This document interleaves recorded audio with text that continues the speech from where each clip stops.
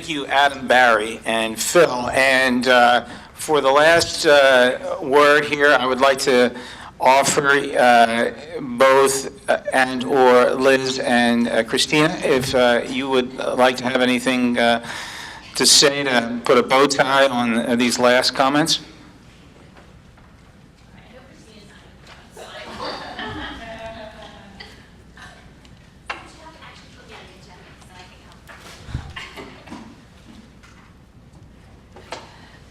So I just want to say thank you to everyone. I would say thank you to everyone for coming and for participating.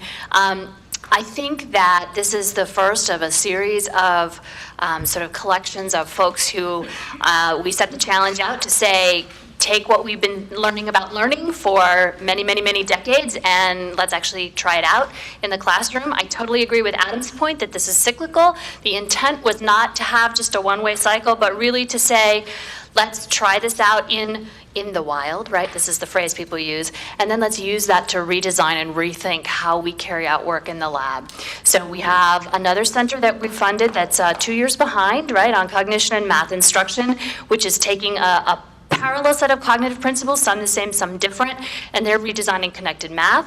So the CMP is being redesigned. They actually are starting their full efficacy study. I'm trying to think if it's next year or I think it's this coming year in 7th grade. So they have some interesting results, some interesting parallels. We see some interesting work suggesting that the content of the units actually does interact with the degree to which the cognitive principles really support learning, or support learning in the way we expect. We also have this large Reading for Understanding research initiative, which we funded also in 2010, where we have 5 intervention teams and 1 assessment team who similarly were given the challenge of bringing, actually it's a little bit different. This wasn't taking principles to development, but it was let's put the cognitive scientists and the intervention developers in the same room, if you will, and make them work together.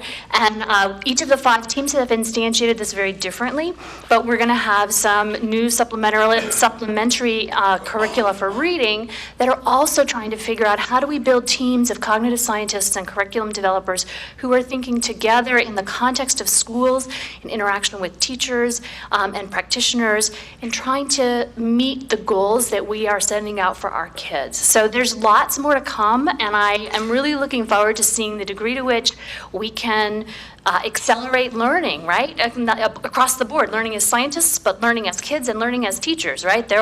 Teachers are learners in this whole context as well. And so, anyway, I just want to say thank you, and I think we're at a very exciting time. And for the researchers out there, make sure that people hear about it, right? This is just the beginning. Conferences are great. I want to see lots of publications and lots of presentations that are out there that I can share with the world. So, thanks so much for being here, and thank you, Joe, and everyone.